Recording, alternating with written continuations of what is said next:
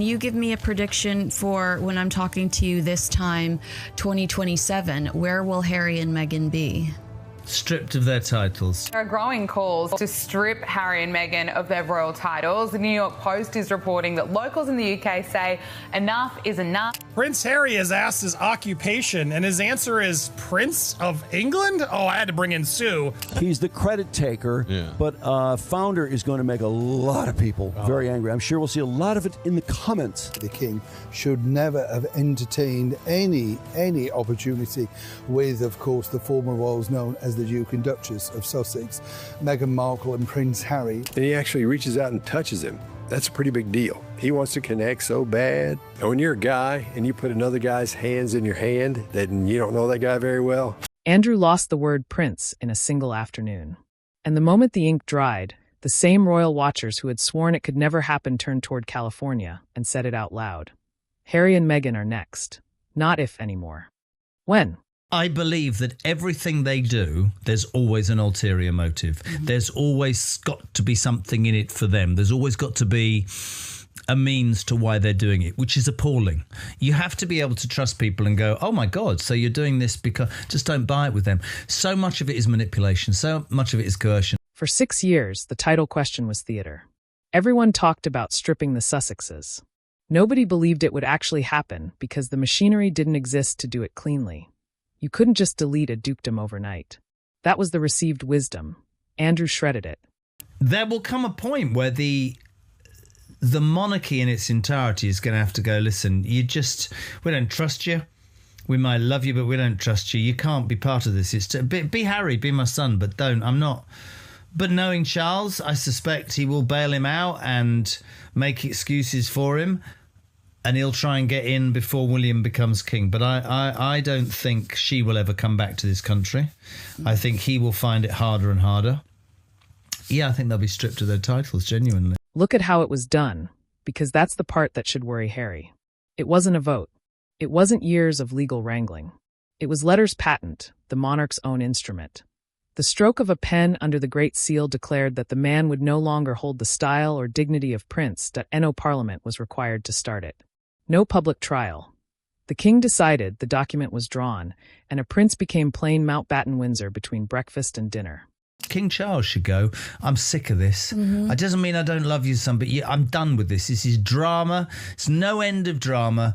It's just always a circus you didn't want to be in. You can just be called Harry, and then you'll have like Andrew Mountbatten Windsor. Well, he's still apparently walking around his little house going, I'm a royal, you have to call me sir.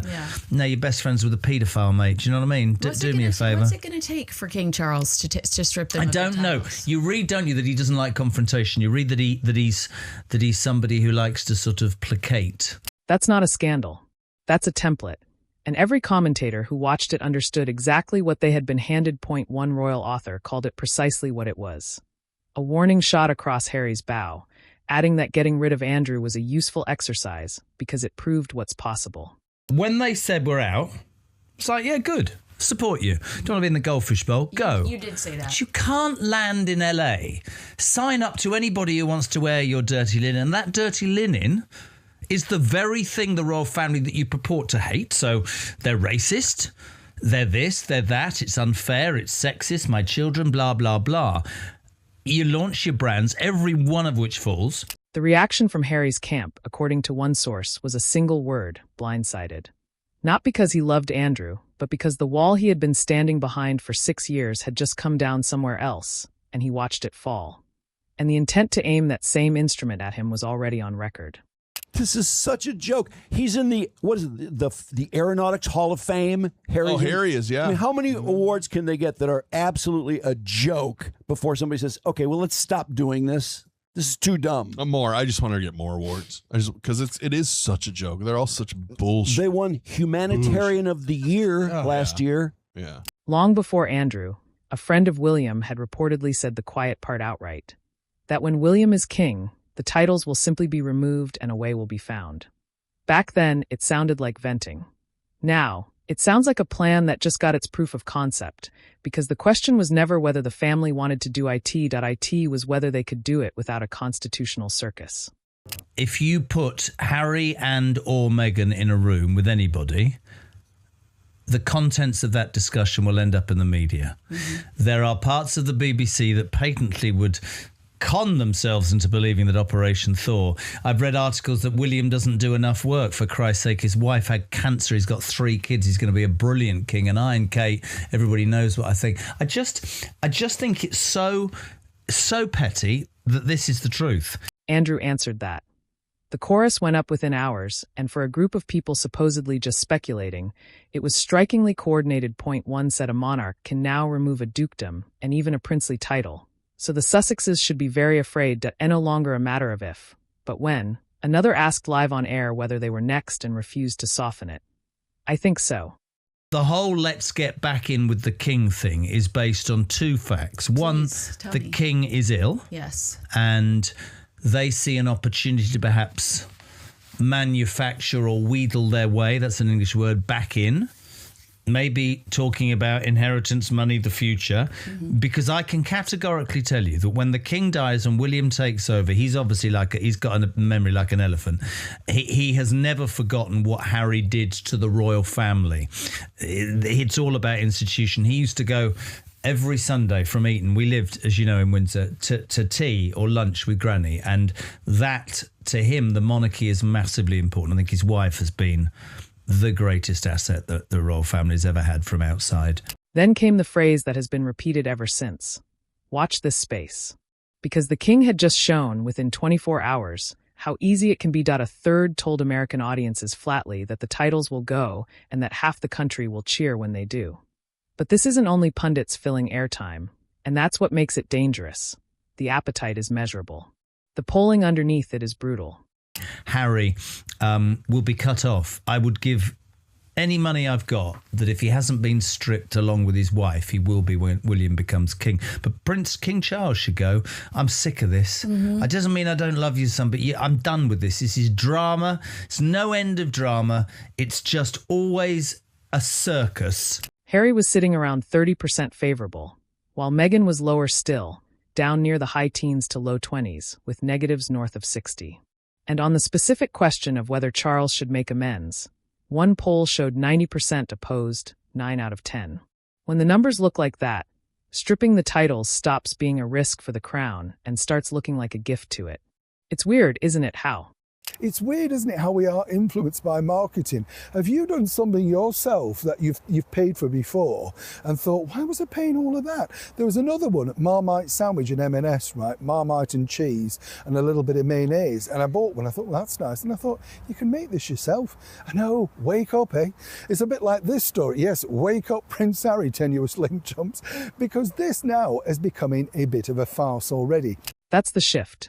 The commentators aren't just predicting an outcome. They're reading a public that would applaud it. For years, these same voices hedged.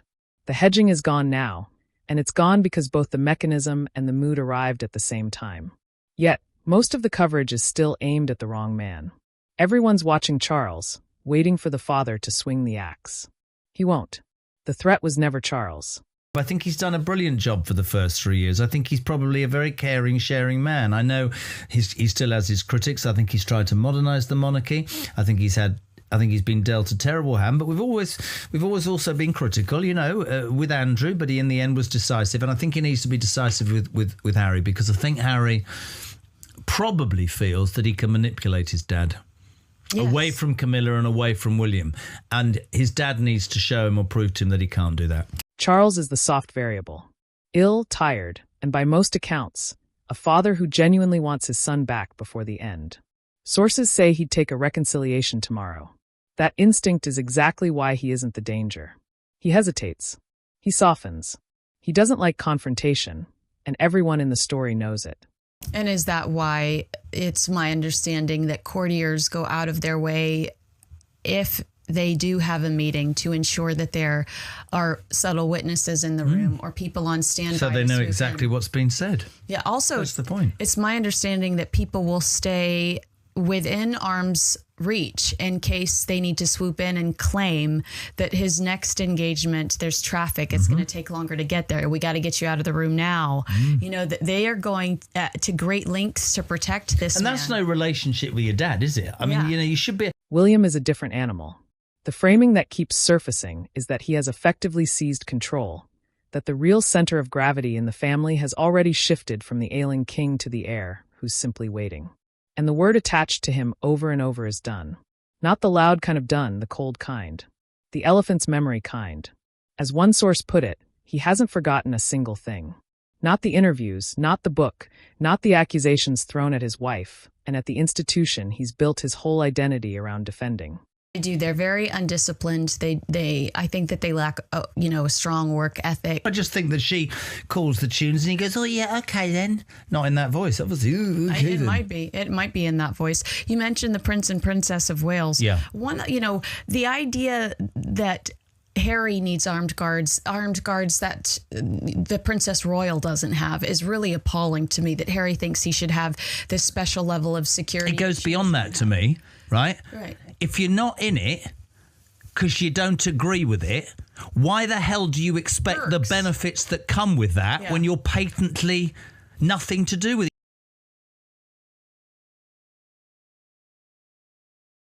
With the sketch of his reign, it is merciless, and it fits a project he's reportedly wanted for years. A slimmed-down monarchy, fewer working royals, fewer liabilities, a tighter core that can't be embarrassed from the outside. In that vision, the Sussexes aren't family to be managed. They're loose ends to be cut, and stripping their titles wouldn't be some eventual agenda item filed away for later. The claim is it would be among his first acts as king. A clean-out, so no future scandal can ever bruise the crown the way Andrew's did.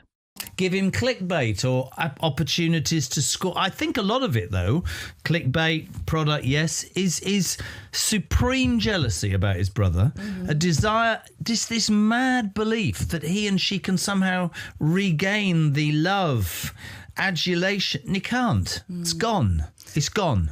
Never to return. Don't care what anybody tells me. Never to return. The children are reportedly on that same table. The prince and princess styling Harry and Meghan fought to secure for them, floated now as something a King William could quietly withdraw. Then there's the detail that genuinely stops you. Sources suggest William may never willingly share a room with Harry again, the only possible exceptions being their father's deathbed and perhaps the funeral. And even the funeral carries a shadow. They are really, it feels like they're dead in the water. Can you give me a prediction for when I'm talking to you this time, 2027? Where will Harry and Meghan be? Stripped of their titles. They are. You really think in 12 months they could be stripped of their titles? I think the world. Certainly this. I think everybody's had enough, mate. I think it's a drama, and you can't carry on like this forever. Listening to this. Because one insider floated that William might keep Harry away from it altogether. A brother shut out of his own father's funeral. That's not estrangement. That's a verdict already written. So what hardened him this far? A lot of it comes down to a styling Meghan won't surrender. The deal when they left was simple, and it was made to the late Queen herself. Step back, build the American life, but don't trade on the royal styling. For a while it held.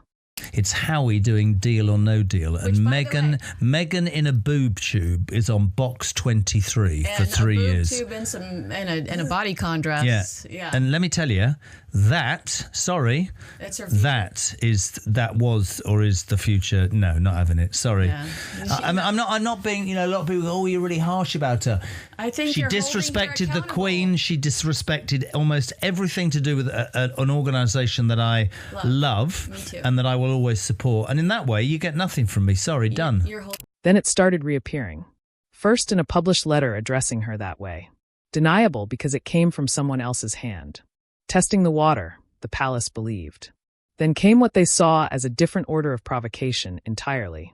Personal compliment slips carrying the styling in her own name. Not an accident, a choice. To William, that wasn't a slip.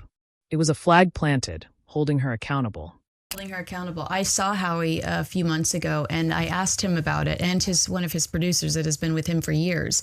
And his producer specifically said, we were really taken aback by her complaining, saying that she felt, like she was a bimbo in that position. And he said, you know what? Not one of us remembered who the hell she was.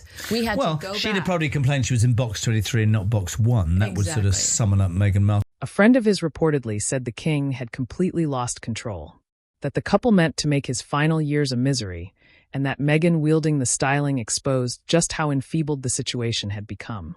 She knows he won't act, the friend said, but there's no way King William stands for it. The titles will simply be removed. A way will be found. A way will be found. Hold that line. Because the intent was there long before Andrew made it easy. William was only ever waiting for the precedent. Now it exists. Remember, Harry tried to procure the name Spencer also because he wanted to use that moving forward. This is his father's name, right? Mountbatten Windsor. Dump that and try and use a Spencer name. This boy is terrible, whichever way you look at it. It was not a boy, he's a man. He's a 42-year-old man, right? Now he's decided to reframe himself as Duke, Prince of England. And this is because he wants that title to stick, chums, right? And while all of this hardened behind palace walls, Harry walked into a small studio and handed his critics the most mocked hour of his post-royal life. Start with why he was even there. Weeks earlier, William had gone on to one of the biggest podcasts on the planet and been introduced like a future king. A full, grand, almost reverent run of titles that made the audience lean in. It worked. Prince Harry just showed up on a podcast. I wonder where he got that idea. It was very weird how, Prince William showed up on the New Heights podcast with the Kelsey brothers. Mm-hmm. And we actually watched this and I was engrossed and actually pretty fascinating interview. I actually very much enjoyed it. A hit podcast, got a lot of views, did very well.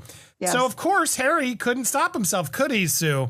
Had to go show up on a podcast I've never heard of. No offense to this guy, but the Joe Marler Will See You Now podcast. And the read on Harry is that he couldn't let it stand. So he surfaced on a rugby show a fraction of the size. The choice itself told the story.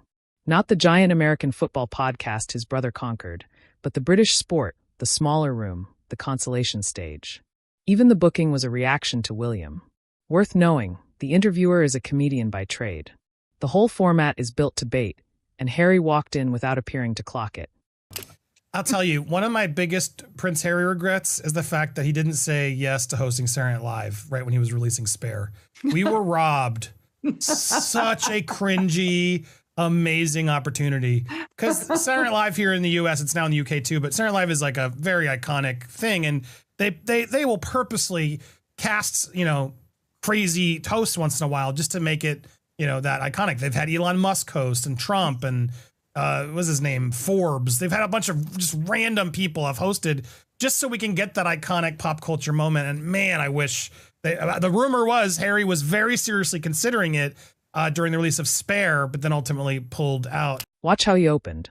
Constant little jabs at the two hosts, needling one over his name, poking at the questions. The specific kind of shot you only throw when you're sure the other person can't fire back.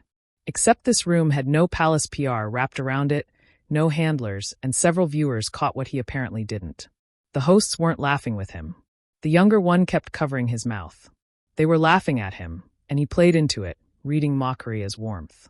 But this Emmy is a little bit overwhelmed by Harry's podcast appearance on the Joe Marler show.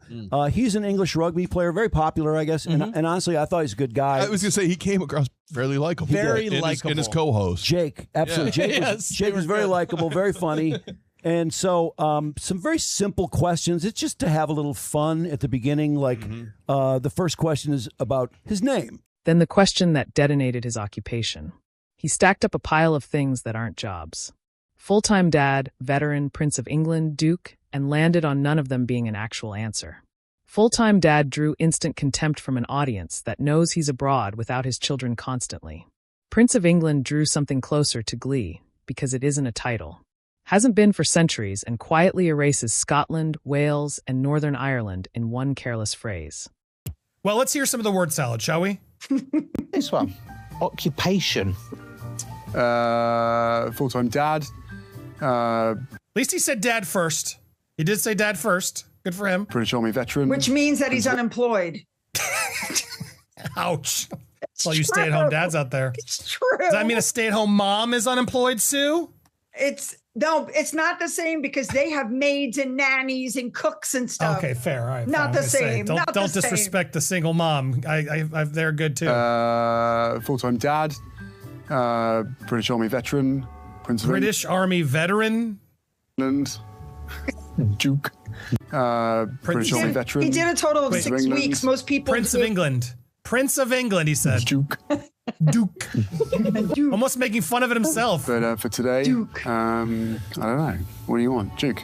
But look at what he left off, because the omissions say more than the list. He didn't mention the corporate role at the mental health firm that reportedly pays him 7 figures, the single actual job available to him. Skipped on a well-being platform in the same breath, he brought up being bullied as a boy. Viewers pounced. He'll claim titles he no longer performs and forget the paycheck he actually cashes. Why is he Duke? Why is he not Windsor anymore? Is that a thing when you become a Duke, you drop? I mean, I thought the royal family's last name was Windsor. He and Meghan ended up with Duke and Duchess of Sussex. I don't. That was so what happened? Windsor's gone. I guess. I guess so. Yeah. But notice how he busts balls. He says, Jake. He's only got 1 name or 2 names, whatever. And it's interesting. He does bust balls. But of course, he knows that no one can really bust balls back. Oh, because he's a prince. Because well, he's Prince Harry. He's not. Yeah. Anymore, so. Well, he even though all day, he's still awkward with it. In my opinion, he just has this weird look on his face, like he's unsure of himself. He didn't say husband. A whole thread of the audience flagged it. Dad, veteran Duke, but not husband, and read it exactly how you'd expect. And he dropped his own surname, not Mountbatten Windsor. The family name Andrew was just reduced to, just of Sussex, clinging to the title while shedding the name underneath it. To critics, that wasn't careless. It was the tell of a man who has decided the title is the identity, which is precisely the instinct that makes the family want to take it. That's not an occupation. No. Is being a veteran an No, occupation? no, that's not an occupation either. None of those are fucking occupations. He's unemployed. And how's it being a duke? I mean, that's just an inherited title. Yeah, By the way, it's a title. Jim, that's a good point. He should have just said, "I'm unemployed." Yeah, that would make him more likable. That'd be way more between endearing. gigs. Or just, Invictus game mascot. Consultant. Yeah, that would have been a great answer if he said unemployed and laughed. They would have loved it. They would have, would have gone over well. Then Invictus, and here a section of the audience went from mocking to furious. Asked if he was the inventor, he reached for it, corrected himself to founder, and looked visibly pleased at landing the better word. That small self-satisfied beat is what set people off because the widely held claim is that he founded nothing. The concept traces to the American Warrior Games. The games themselves were stood up with the Ministry of Defense and the Royal Foundation behind them, then handed to Harry to give a directionless prince something meaningful to hold. Anytime I even suggest or anyone suggests that Harry is the founder or created the Invictus Games, people lose it. Yep. Because the royal family started the Invictus Games and they handed it off to Harry to give him something to do. Yeah, he's the usurper of the Invictus Games. He's the credit taker, but founder is going to make a lot of people very angry. I'm sure we'll see a lot of it in the comments. And by the way, Meghan's a founder too. They both have the same job. She's a female founder. That's more important. Good point. So, watching him quietly crown himself while erasing everyone who built the scaffolding read to his critics as the entire Sussex method in one frame. Take the credit, delete the contributors, keep the halo, and the tell that made it land harder. He sat beside a wounded veteran, a man who'd actually lived the recovery Invictus exists for, and reportedly didn't fold him into the conversation until the host prompted him. Oh, she loves calling herself a founder. So he actually corrected him and said founder. He said inventor. He could have said creator, but he said founder. And he seemed so happy with that. Which is the whole reason he's on the show, right? Is to talk about the Invictus Games. That's what this And he trip forgot is to about. mention that. He brings out a guy that he's founded it with. Or they talked about. And he forgot to mention that. What a fucking idiot. An asshole. The founder of a movement about those men needing a nudge to remember the one at the same table. Even his body became evident. That constant helicopter motion, the same illustrating gesture every single time he speaks, read to some as a man performing engagement rather than living it. The lean across the table into the host's space, and the moment that made viewers wise, he actually took a host's hand, an overfamiliar touch with a man he barely knew, then sat back and broke it off. Quite an aggressive start from you, Duke. So, well, it's not an aggressive start. God, your hands are huge. Now your tune's changed, hasn't it? Look at those. This is really interesting because it shows us how Harry acts when there's guy stuff going on where you're making fun of each other and starting stuff with each other. Individual, like Cumberland sausages. Okay, let's go. Let's get into it. Okay. intake questionnaire. Dr. Joe Marler. Well, you just said get into it, and then you interrupt the doctor. Okay, sorry. He'd hug them on arrival like old friends. He wasn't. Then the bullying. He mentioned being picked on as a boy, carrot top, and half laughed through it in a way that left even sympathetic viewers unsure whether he was joking or bleeding. But the audience that knows his story turned it straight back on him because his own memoir describes him on the other side of it, mocking a member of staff, bragging about behavior that looks a lot like what he was now claiming as a wound. I got bullied a lot at school. It's called carrot top, wasn't I? Sorry. I don't know why they would do it. Not funny. It's not funny. I'm going to need therapy after this, I think. One thing he brought up that I thought was interesting is that he said he got bullied when he was little. That may be why he's submissive when somebody comes on strong like Joe does. Maybe Joe reminds him of one of the bullies from when he was a little kid. Joe's a pretty big boy. And on the other hand, that could have nothing to do with anything, and maybe he wasn't bullied when he was a little kid. Maybe he was just saying that. But his behavior is giving me the feeling he's a little bit insecure because he's giving this guy the dominant position by always being submissive. When something comes up like that, he backs off, he does the compressed lips. It just seems like maybe he did have a problem as a kid. That's the whiplash people kept describing. Aggressive 1 second, wounded the next, submissive the second after. Swinging between dominance and apology inside a single exchange.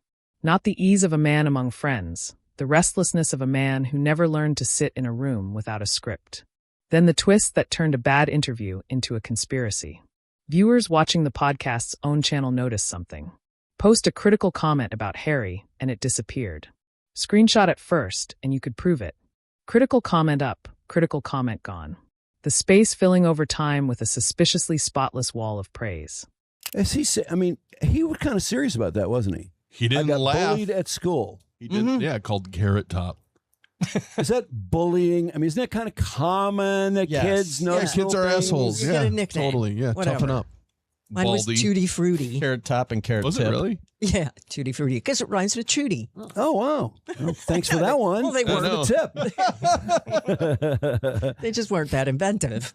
Harry's sense of humor, though, is basically taking cheap shots at Joe and Jake. Yep. It's not a big deal, but it's just interesting. I think it says something about him, especially because he knows they can't really hit back that hard. One viewer says they called it out directly.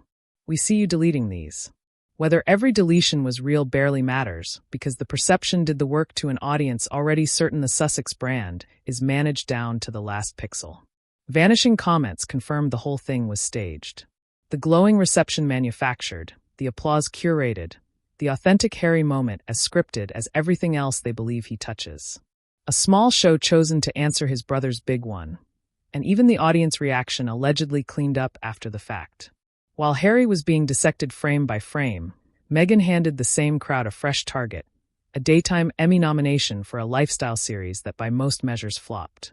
Never near the platform's most watched anything. Quietly wrapped after what many believe was a single season sliced in two to satisfy a contract. The response wasn't congratulation. It was 2 words everywhere. Pay to play. The unproven but universal belief that the nod was bought, pushed by a powerful agency or self-generated. No evidence. But in these circles, the accusation is the content, and it moved like fire. It all pours into the question the audience keeps circling. Where's the money? The website that keeps going dark, the jam, the podcasts, the launches read off like a list of things that sputtered.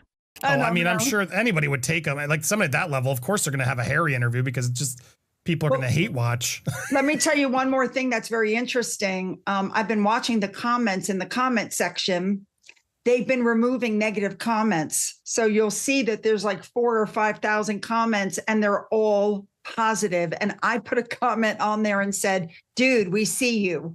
We see you removing the comments. Like we're screenshotting these comments and then they disappear. So the people running the podcast are actually removing the negative comments about Harry. And now, an Invictus sponsor, an energy company critics instantly surfaced as having been fined, then ordered to repay tens of millions for overcharging the very customers it served. The clean charity for wounded soldiers tethered to a firm accused of fleecing the public. One more thing that curdles the moment the Sussexes are near it. So line it up.